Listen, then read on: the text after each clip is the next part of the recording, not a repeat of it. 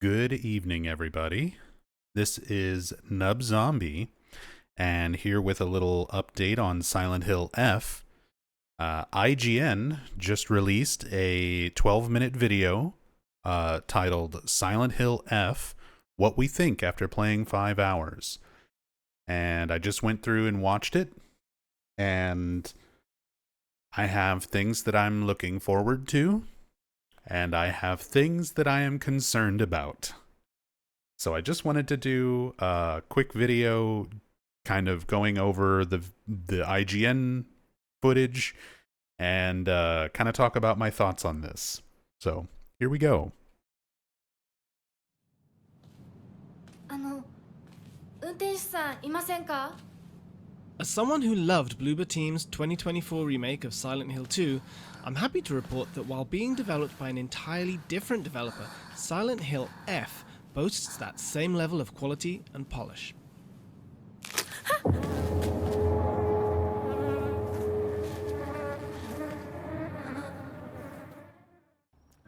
From story to world building, from graphics to combat and exploration, Taiwan-based developer Neobards has created an experience that meets the high bar set by the Polish developer, albeit... So they're already comparing it to Silent Hill 2 Remake, saying that it kind of meets that standard. And for the record, I enjoyed Silent Hill 2 Remake. And environments, character models, lighting and everything like this, atmosphere for this so far, looks pretty good. Those are not my things that I'm too concerned about. All of that looks really good, and I am looking forward to just going through this game and exploring, taking in all the visuals. In a drastically different setting. As I started walking the dense yet deserted streets of Ebiscauca, See, it I was love the immediately town. apparent just how detailed and well realized this fictional remote town in the mountains of rural Japan in the 60s is. With an immersive over-the-shoulder view and no UI on screen during exploration. This was something I was concerned about from the early trailers. No UI while you're actually exploring. The UI only comes up during combat, very similar to things like Silent Hill 4, which had an on-screen, UI, your health and your weapon attack charge-up gauge would only really show up when you're actively in combat, and the rest of the time you don't have a UI on screen, so that's good. Silent Hill F is a game that tells a convincing story through its visuals.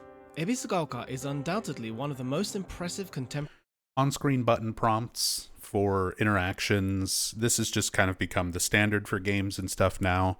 It's not my favorite thing in the world, but hopefully there's an option to turn them off, and hopefully things in the environment and how you interact with things are a little bit more natural. This was an option for something like Silent Hill 2 Remake, for example, where you could turn off your button prompts and interaction prompts, but it was better to keep them on, even if you don't like them on the screen like I do, because even if your camera was pointing it at it, or even if your character was facing it, a lot of times it had to be lined up in just such a way for you to actually interact with it that without the prompt on screen, you really didn't know if you were, facing something perfectly enough to interact, and it made things easy to miss. Japanese townscapes I've ever seen in a video game, and that comes from someone who has lived in Japan for the majority of his life and loves games like Shenmue, Persona, and Ghostwire Tokyo. As somebody who has visited Japan and also has a fondness for Japan as a setting and culturally, it is something that I also enjoy. I'm looking forward to just the town exploration itself. It does definitely remind me of a lot of the smaller places and towns, older structures and houses and neighborhoods that are around different parts of Japan. In the same way this IGN person talks about enjoying stuff like Shenmue and other games of that nature. I had the same feeling, visiting Japan my first time after being a fan of Shenmue and stuff and getting to walk down Dobuita Street and stuff like that. So I'm looking forward to that aspect. One of the few minor issues I had with the Silent Hill 2 remake was that the majority of its playtime is spent inside buildings and facilities. While these functioned as well-designed dungeons packed with horrifying enemies to fight and intricate puzzles to solve, the increase in volume compared to the 2001 original made it feel like exploration of the actual town of Silent Hill was limited. So this is something that I'm also kind of glad for. I like that the emphasis is on the town itself. That a lot of the exploration and gameplay is going to take place around the town, not just in a location. Clearly, we'll still have some interior locations and places that we visit, but from the sound of things, it's going to be mostly outside, which I'm looking forward to that. And so, I was pleasantly surprised that the vast majority of my playtime with Silent Hill F was spent exploring Ebisugaoka, which oozes with atmosphere. Files and other documents scattered throughout the town add context to Ebisugaoka, which flourished as a mine town during its heyday. Now it has become a largely forgotten village, and its people are stuck in old ways, such as favouring traditional healthcare methods over modern medical science, and being overly devout to the Shinto deity Inari. So we're already getting some Silent Hill comparisons. Ebisugaoka being a mining town, former mining town that has its population sort of stuck in old ways in terms of religion and belief. So a little bit of parallel there to the Silent Hill that we're familiar with from the original Silent Hill 1, which also had a history as a mining town and also has its old belief structure through the cult. So I like that they're doing these sort of parallels. The context of Ebisugaoka and its people immediately feel like they are an integral part of Silent Hill F's cohesive story, which made me eager to go off the beaten path and obtain every hidden file. The game starts after protagonist Hinako, a female high school student, runs away from home after being scolded by her drunk father. So Hinako runs away from home after being scolded by her drunk father.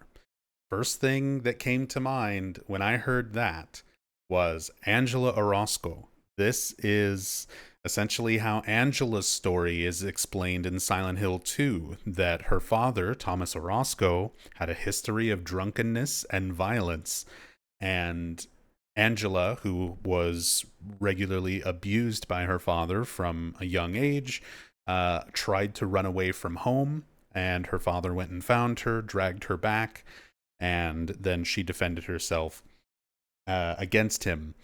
But yeah, very first thing that came to mind hearing that little bit of character exposition. I wonder if they're trying to do something similar with Hinako in this story. Walking the empty streets of Ebisugaoka, heading to the local candy store to meet up with Hinako's fellow high school friends, feels like an authored walking simulator reminiscent of games like Everybody's Gone to the Rapture and The Vanishing of Ethan Carter. Of course, it doesn't take long until Hinako and her friends discover something is wrong in town, and before you know it, Hinako is holding an iron pipe in her hands, an iconic weapon of the series. Ebisugaoka then gradually proves to be not just suited for a captivated walking simulator experience, but also the perfect setting for a horror. Okay, so here's one of the first things that's a little concerning to me. Now it looks like we're running through a maze, and we're going to see here in a little bit, Hinako gets sort of grabbed by some of the flowers and plants that are growing out, the higambana, during these running segments. Running segments. I'm a little tired of the running segments. Silent Hill Shattered Memories, Silent Hill Downpour, the short message, all sort of had a focus on these kind of aspects. And as much as I enjoy things like Shattered Memories is one of my favorite games out of the Western developed ones, Downpour and Short Message not so much, but we're going to have to see how frequent these running segments are, how long they are, how involved they are. If there's a lot of frustrating, like running through maze and figure out where to go, similar to basically all of Short Message, that's going to be frustrating to me personally. Horror game, as its narrow alleys and staircases are ideal to hide enemies behind corners, while also functioning as a maze for the player to get lost in. Yeah, functioning as a maze for the player to get lost in, getting too close to the wall and getting grabbed by the higambana growing out of the walls. That specific animation there too reminded me immediately of Silent Hill Downpour. There's a running segment where you're going through the prison And if you get too close to the bars, the cells, there are prisoners that reach out and grab you, and you have to like wiggle the stick to break free. I'm not looking forward to that. I don't want to relive that, and hopefully it's not very frequent in this game. In some instances, doors left ajar and open windows invite Hinako inside traditional tatami floored houses, where she will have to solve simple puzzles in order to make her way through to the next area.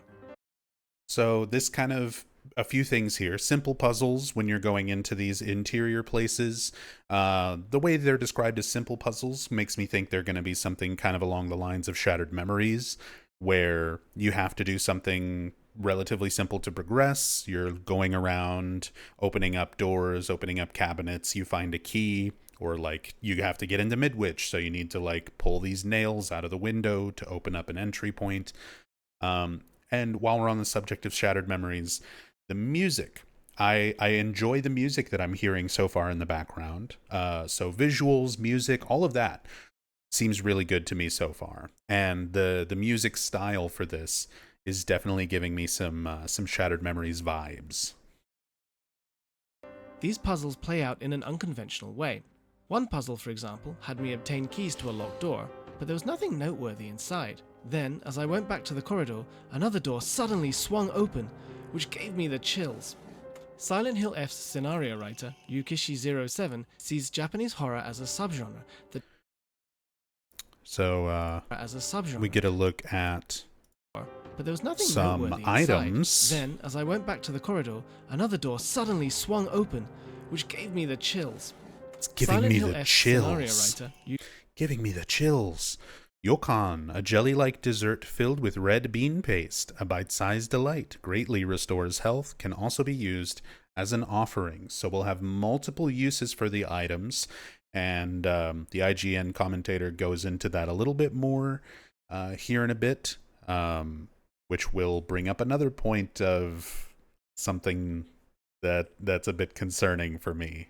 But interesting to start seeing how certain items and things are going to be utilized. Yukishi07 sees Japanese horror as a subgenre that doesn't so much rely on threats to the protagonist's life, but rather makes you feel uncomfortable by creating situations that feel off. I'm glad that the horror is being described that way, both by the narrator and by Yukishi07 himself, that Japanese horror and this sort of Silent Hill horror in general with the classic games in the series is less about overt in-your-face horror. A lot of it is just eerie situations and places where things do feel like they would otherwise be normal, but something is just not quite right. It's an otherwise normal room, but there's blood. You know, there's a door or a window that's broken, or those signs of a struggle with nobody around, those kinds of things where you just have something that makes you feel off. Things don't feel quite right. I like that type of horror, and I think in terms of atmosphere, that's going to be really good. When you think about it, Silent Hill is a series known for just that. While there isn't a lack of life-threatening encounters, some of this series' most uncomfortable moments are in conversations with its outright weird characters. In Silent Hill F, Hinako and her friends are trying to find a way to escape the haunted town of Ebisugaoka. Interactions with these friends seem normal at first, but then suddenly they say something or do something that catches you off guard. Also, in typical Silent Hill fashion, I have to pause and read the mysterious note here because there is a typo. They show like one note in this whole gameplay thing, and it's got a typo in it. The field that's all misty is really scary. I keep thinking someone's there, but it's always just a scarecrow with a creepy face. But there's one scarecrow that's not actually scary. The only reason it's making a scary face is because it's got a thorn sticking into it and it's hurt. So all you have to do is take out the thorn out. There's the mistake. Take out the thorn out. And it'll tell you which way to go. But don't get close to the really scary scarecrows. Someone said there's a monster who's only pretending to be a scarecrow that likes eating little kids. Puzzles often reveal something about Hinako herself or the world she inhabits. A puzzle on a misty rice field has you examine. And then we have Hinako talking to herself after picking up the note. Remove the thorns, huh? What does that mean? What do you think it means, Hinako? Again, little concerning. Having notes and things to kind of hint at what you're supposed to do to progress, always a good thing.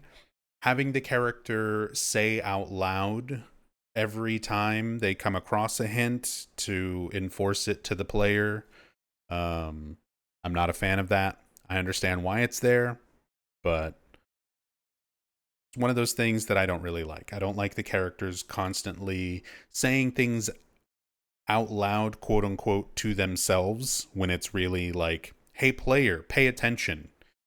I know you didn't read that note, so I'm going to say what you're supposed to be doing right now. That kind of stuff just feels very clunky, very, very video gamey, and not realistic in terms of what the character would realistically be doing in that situation. Or the world she inhabits. A puzzle on a misty rice field has you examine scarecrows in order to learn the direction you should be heading. And there's a note written on the face of the scarecrow. Who are you? Why do you always have to be different than everyone else? Freak. Again, I like notes and things in the environment. I need to know more about the story to know how much these things are relevant and how much of this is going to be in the game. But this is very reminiscent of the sticky notes. The scary sticky notes in Silent Hill: The Short Message, where you're constantly having to deal with, oh, this character was ostracized and bullied and talked about behind her back by her friends and classmates and whatever through sticky notes. This looks like the Silent Hill F equivalent of the sticky notes, so hopefully there's not too much of this either. Which is connected to a childhood trauma of Hinako getting lost and being afraid of the scarecrows. During my playthrough, puzzles never felt too difficult. Hints provided by files you obtain never make the solution too obvious, while still giving the player an idea of what they have to do. Silent Hill F has difficulty settings for both its combat and puzzles, and while Pay close attention here. You can start seeing the meters in use during combat. So you've got the red meter for your health. You've got the green meter for your overall stamina. The crescent moon meter seems to decrease as you fight. Silent Hill F has difficulty settings for both its combat and puzzles, and while Konami advised me to play on story mode for There both, you can I see stubbornly chose normal. this was full, and now it's slowly going down as you're actually making contact and hitting things. So this is probably playing into that mental fortitude mechanic that's going to be brought up, where if you run out of stamina and if you run out of your, it's not quite sanity, scare meter, however you want to look at it. Basically, if you deplete both meters, Hinako has to like stop and take a break.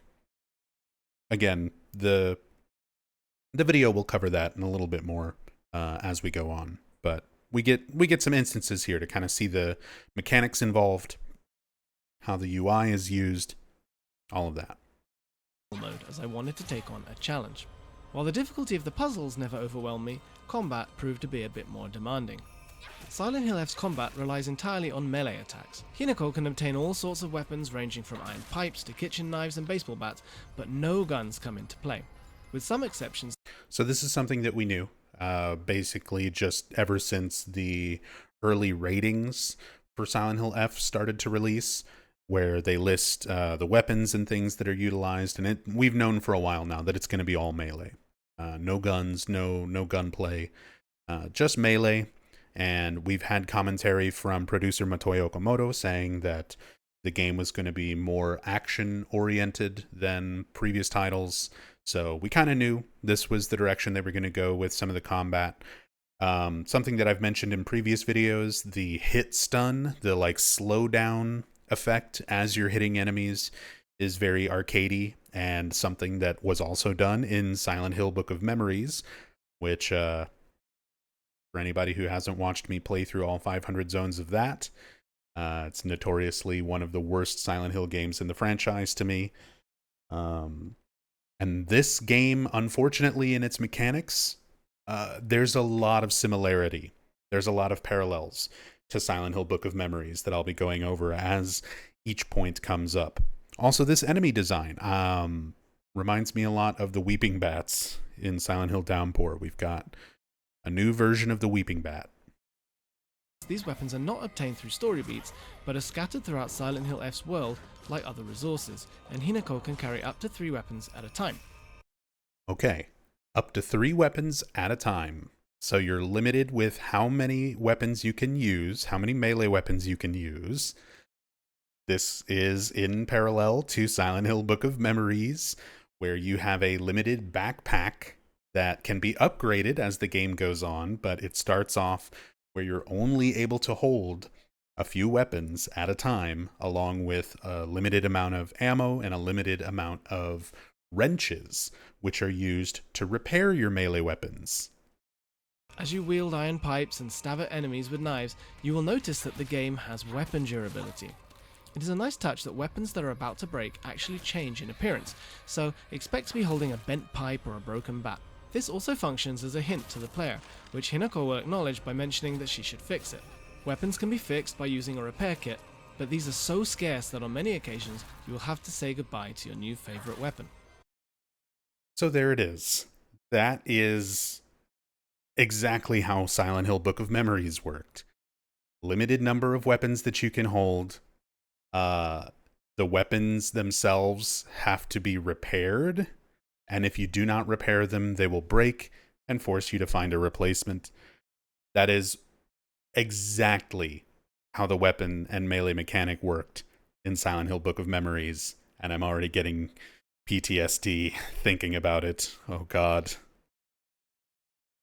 While weapon durability is often regarded as a burden in games, it works here, as finding a new weapon and repair kits quickly becomes an integral part of the resource management that the survival horror genre is known for, especially since you won't be having to look for ammo this time around. So, this guy says it works. I'm going to try and give it the benefit of the doubt and hope that it's not as annoying as it is in stuff like Silent Hill Book of Memories. But it's going to come down to how often you can get these repair kits, and that's going to lead into another Book of Memories parallel that's going to be talked about here in a moment. A clever system allows you to turn in your resources for an in-game currency at save points, which can be used to increase your stats or obtain new amulets that can be equipped to give you certain buffs. So, you can exchange resources in order to get other resources, increase your stats, obtain amulets that give you stat bonuses and buffs. That's all Silent Hill Book of Memories. You have Howard Blackwood, the mailman from Silent Hill Downpour, in Silent Hill Book of Memories, functioning as a merchant. So you go to Howard's shop and you can sell your unwanted equipment for memory residue. And you can then use memory residue to exchange for repair kits for your melee weapons or ammo for your ranged weapons. Or you can buy artifacts, which are equipable, that give you buffs and stat point increases. Oh god. Why so much Book of Memories? I'm still excited for this game. I still need to play it for myself to know exactly how all of this stuff is going to function and how similar it's going to be. But I'm already getting worried about the gameplay. Even if the story and the characters and everything else winds up being good, like, for me, that is what's most important. But this could be a situation similar to how I feel about Silent Hill 4. I love Silent Hill 4's story, characters, atmosphere, environments, pretty much everything about Silent Hill 4, except actually playing it. The gameplay is what lowers Silent Hill 4, in terms of preference compared to the other games in the series for me. I love everything about it except the gameplay. And this game, so far from what I'm seeing, I'm kind of getting that impression where I'm going to really enjoy exploring and looking at things and talking about the story and the lore, but the gameplay part of this game, I'm not too psyched about. That means that if you are careful and don't waste your resources, leftovers can be turned into something useful, which feels like a great reward to a well-planned expedition. Combat itself has a similar feel to Silent Hill 2's close-range combat. You can dodge enemy attacks with the DualSense's circle button, while you can activate... Look at them dodges. Some very quick dodges. I wonder how much invulnerability is on that, if it's going to be something similar to James's dodge in Silent Hill 2 Remake, where there's just tons of iframes. But yeah, we'll see how this combat and everything shapes up to be once we get our hands on it next month. light and heavy attacks with R1 and R2 respectively. R1 and R2, separating light attacks and heavy attacks. So Dark Souls, similar to a lot of Souls-likes, where you've got R1 as your light attack, R2 as your heavy attack. Again, we'll have to play around with it and see how it is in the game itself once we get our hands on it, but yeah. Limited reach and lengthy attack motions give a realistic, weighty feel to combat. Heavy attacks especially are slow and need to be timed well, contributing to the feeling that Hinako is just a teenager with limited strength. What sets Silent Hill F's combat apart from Silent Hill 2's more limited melee combat is the implementation of timed dodges and counterattacks. The latter in particular deals a lot of damage and is key in battle. Enemies briefly show a sign when a counterattack can be utilized, but unless you have trained your reflex skills by playing games of the likes of Sekiro, you will likely have a hard time reacting. So there it is. We even get a comparison from this narrator to Sekiro. So you're going to have to look for tells that enemies are about to attack so that you can perfectly time your dodge and get the substantial counterattack damage.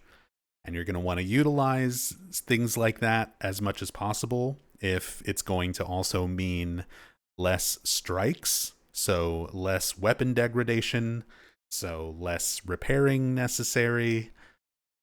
I'm not looking forward to this in that aspect of the gameplay loop. Again, a lot of it's going to come down to how fluid it feels once it's actually a controller in my hands, doing all of these things, learning all of the enemy movements and attacks, and it might feel good. It might feel somewhat rewarding. I'm a fan of the Dark Souls games, and I enjoy stuff like Sekiro, but I don't know how well that's going to fit for something like Silent Hill. And it's one of those systems that's very easy to try to copy and very difficult to make it feel as polished and as good as something like Dark Souls or Sekiro, where the mechanics and things can be there, but the polish on it that actually makes those things work needs to feel good as well. And yeah, we'll see how that winds up being once we get this game in our hands next month. That's where the focus mode comes in, which can be triggered by holding L2. Sadly, we don't have any footage of it, but when in focus mode, enemy signs for counterattacks appear for longer. So focus mode, you hold L2 and you get bullet time. You get slowdown so that you can have longer to react to enemies and get your counterattacks and things like that. So a lot of other games utilize similar mechanics. Again, there's no footage of it, so we can't even really gauge off of visuals how that might work, how much of an advantage it might give you, how well it's going to feel. But again, I feel like things like that are a bit out of place for Silent Hill. But I'm trying to give it the benefit of the doubt here. While also charging up a power attack that staggers an enemy.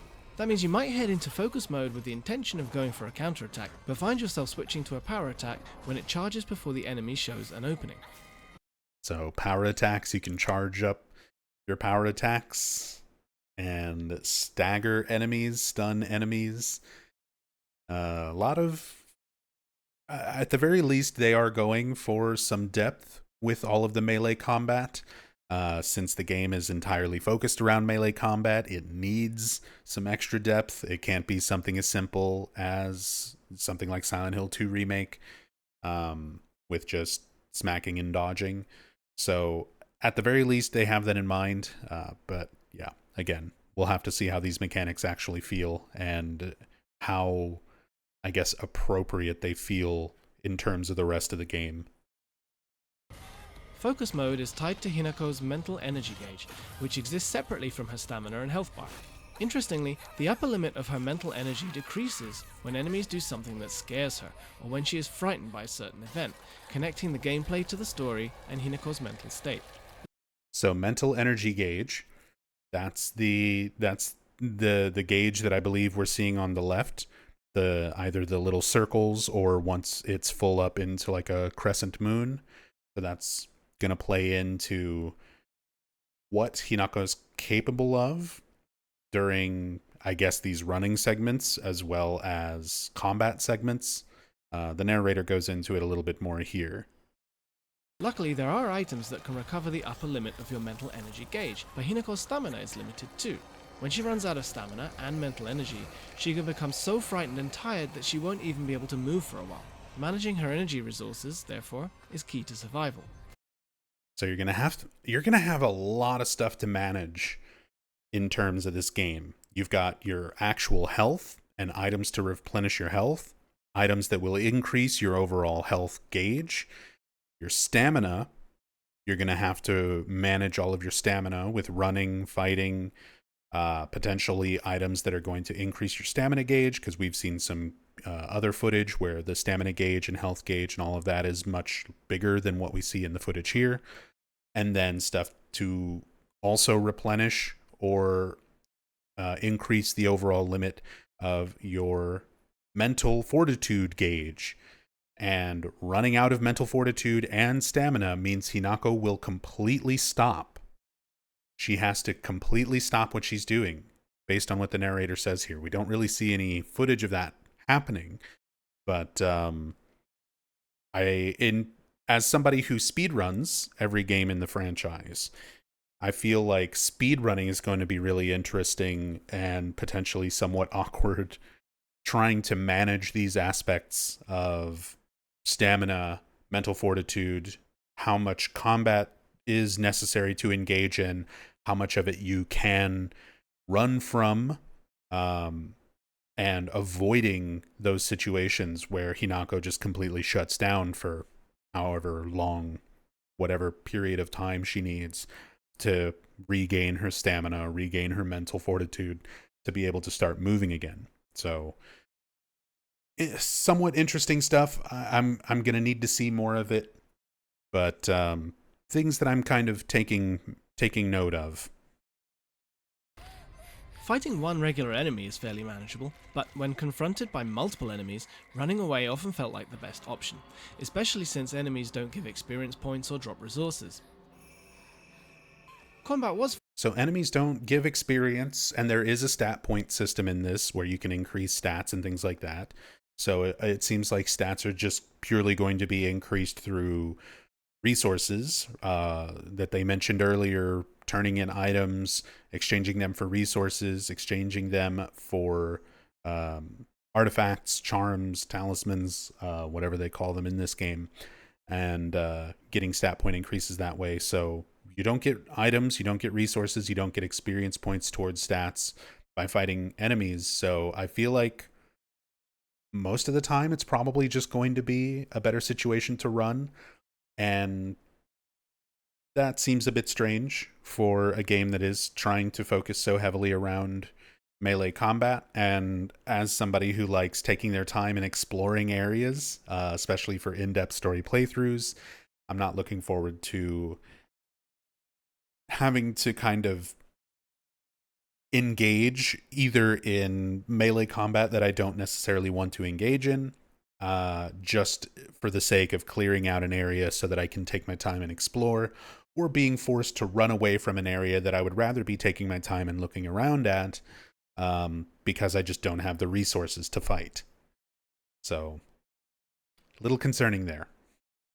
Fun enough that I found myself actively engaging in combat even if there wasn't a real benefit to it, beyond being able to explore the environment more freely.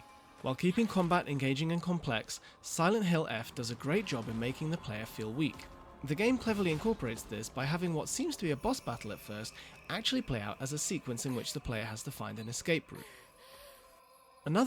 So we've got situations like that where they even set it up through a sort of fake out boss fight where it seems like you're supposed to fight this thing and you probably have the option to try and fight it, which will be a more difficult and resource heavy option, as opposed to solving the puzzle, doing whatever they were doing with the well there to try and find an escape route out of the fight. So if they implement things like that in really neat, clever ways where you do have the options of fighting or some other method of avoiding combat, it could be interesting. Again, trying to give it the benefit of the doubt, not being super negative about things, just trying to share some of my concerns on some of these mechanics. Iconic element to the series is the existence of an alternate world, which is present in Silent Hill F as well. Hinako is occasionally transported to a different dimension that shows a more traditional Japan. So this is this game's other world, which is known as the Dark Shrine. We've known about that from some of the pre-release material, the Silent Hill transmission information, and some of the early footage and things that we've seen so far. But now we get a little bit better of a look and understanding of the Dark Shrine otherworld. So interesting how distinct and separate it is. It doesn't feel like the typical otherworld in previous Silent Hill games where you're sort of looking at a different version of the same locations that is just sort of corrupted and nightmarish. It looks like an entirely new location altogether. In general, I like the look of it, but we'll find out more. Where a mysterious masked figure guides her through the grounds of various shrines. Here, Hinako obtains traditional Japanese weapons such as the naginata, a pole weapon with a curved blade on the end, similar to a glaive or halberd that is known to be mostly used by women. Weapons that Hinako finds in this alternate world don't break, but Hinako won't be able to carry them over to Ebisugaoka. So, considering this is where the Sakuko boss fight happens, and you have these weapons, these more powerful weapons that you can pick up during your time in the other world, in the Dark Shrine, and they're not breakable. So at the very least, during some of these larger fights, more involved boss fights, you're not going to have to worry about the weapon durability aspect or the repair aspect and things like that. That's at least a little bit of relief on my mind. Because that, again, drawing those parallels to Silent Hill Book of Memories, that could be one of the most annoying situations to possibly be in that game, where you go into a boss fight, your weapons break, and you're left basically forced to die and start over and farm resources so that you can get better weapons and repair them and have repair kits on hand before you retry the boss. And it just becomes such a tedious process. I'm glad that there's at least some saving grace here where your weapons in the Dark Shrine are not breaking on you.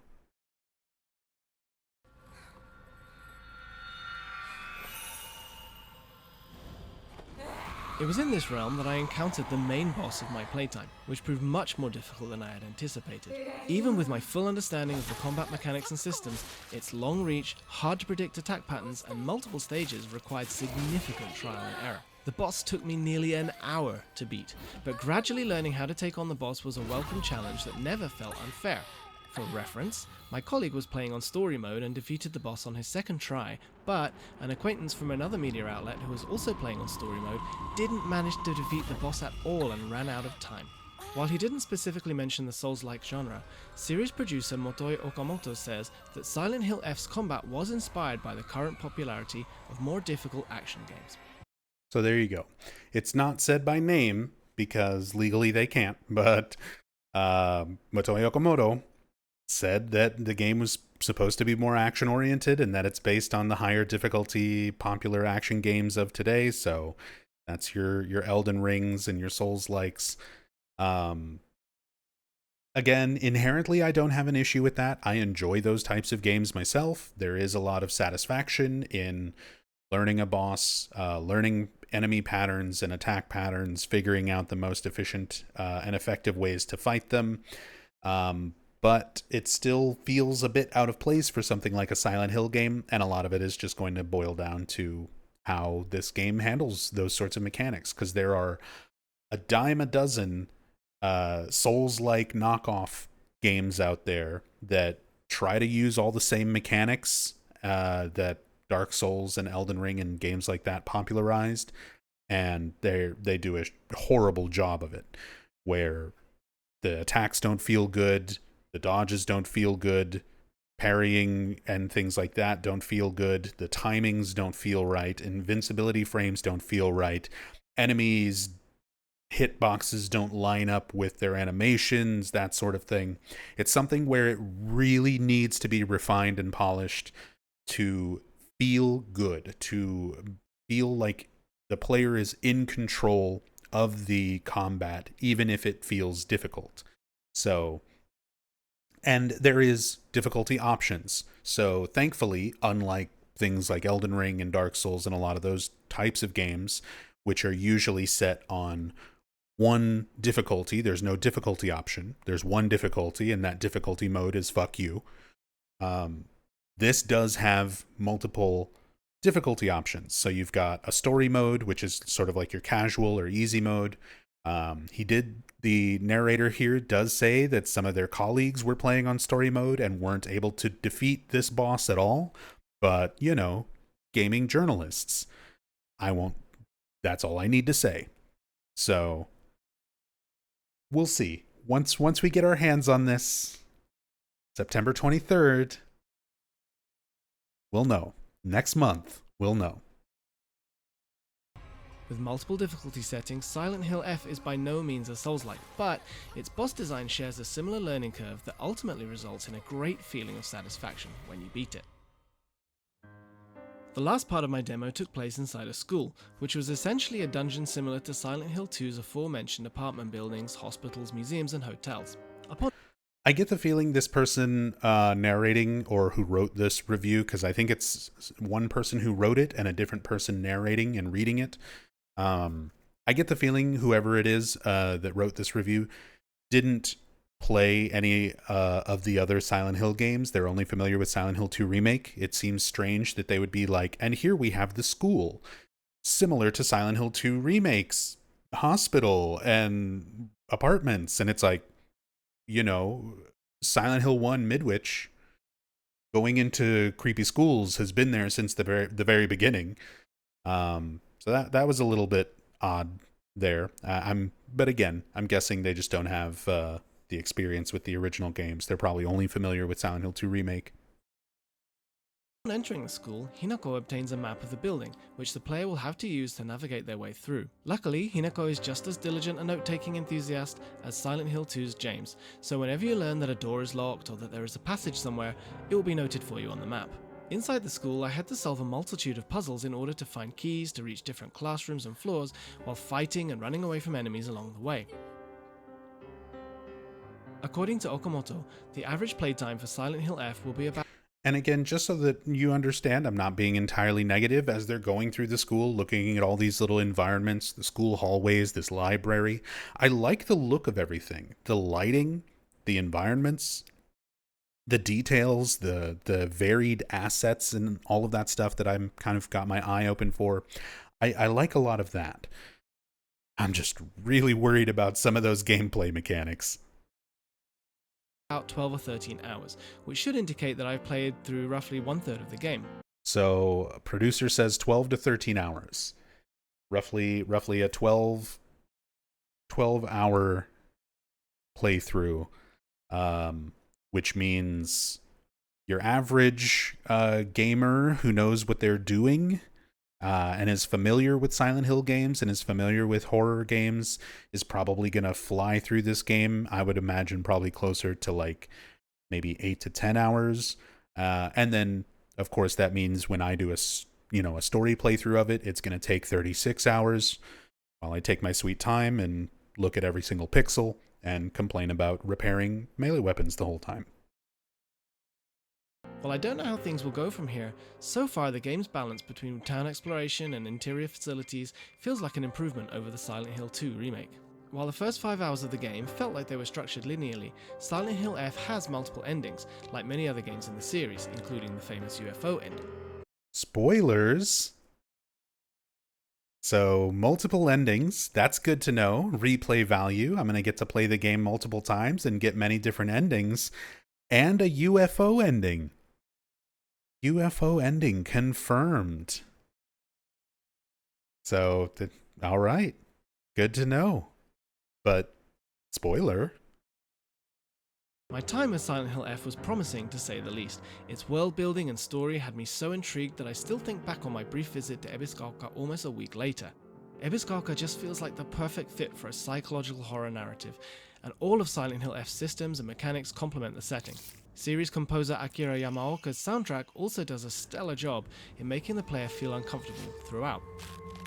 Silent Hill F seems to be a horror game that gets everything right. If, like me, the Silent Hill 2 remake was one of your favorite games of 2024, Silent Hill F has the potential to become a serious Game of the Year contender when it releases for PlayStation 5, Xbox Series X and S, and PC on September 25th. あとは俺たちが見張っておくから。おやすみ、ひなこ。 For more scary stuff, keep it locked on IGN.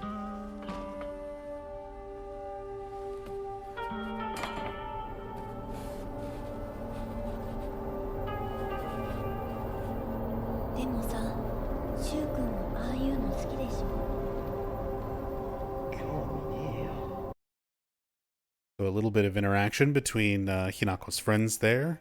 We know that she's got sort of a bond, at least as friends, possibly as something more with Shu-kun, and her friend seemingly doing something suggestive just off screen with that dialogue there. So a little bit more insight into the relationship between Hinako and her friends, and the fact that her friends are calling her a traitor, trying to pick up a little bit more of these story bits and pieces. And the music, I love the music there as that scene sort of plays out. All the music, everything from Akira Yamaoka sounds really good so far. And I'm looking forward to a lot of stuff with this game. So, final thoughts after seeing this. Environments look great. Music sounds great. Character models look great. There's a lot of things that I'm looking forward to when it comes to this game. But I am quite concerned at how much of the game mechanics and combat is revisiting Silent Hill Book of Memories, of all things. How much of it is reminding me of Silent Hill Book of Memories. The limited number of weapons you can carry, the fact that they are breakable, the fact that you need repair kits for them, the fact that you can collect your items and resources and exchange them for currency, for the items and resources that you actually want, leveling your character up with stat points, equipping amulets for additional buffs. All of these things, the hit stun, even the slowdown when you hit enemies, because there's a combo and counter mechanic in Book of Memories melee combat as well. All of these things remind me very, very much of Silent Hill Book of Memories, and that is a bad thing. That is not what I'm looking forward to in terms of Silent Hill gameplay. So, like I said, there's a lot that I'm interested in this game. I'm really, really hoping that the story is just going to be absolutely stellar and be good enough for me to deal with some of these mechanics and gameplay aspects that I'm not super fond of, or that once I get my hands on the game itself, that the mechanics won't be as bad as I'm imagining them, that it won't be to the level of Book of Memories, that it'll be handled in a better, more balanced, more fun to play way. But I've got some concerns, and again, I feel like this game is going to kind of be similar to Silent Hill 4, based on what I've seen and heard so far, where I'm going to love everything about it, the story, the characters, the atmosphere, the environment, the monster designs, but I'm not going to enjoy the actual gameplay of it very much. So we'll see. September 23rd, I'll be playing it. I've got the deluxe edition pre-ordered for PC on Steam. So join me on September 23rd when I jump into Silent Hill F and play it for myself and find out if it's my game of the year or if it feels like Book of Memories 2. So till then, be good to yourselves. Be good to each other. Much love. See you in the next one. Peace.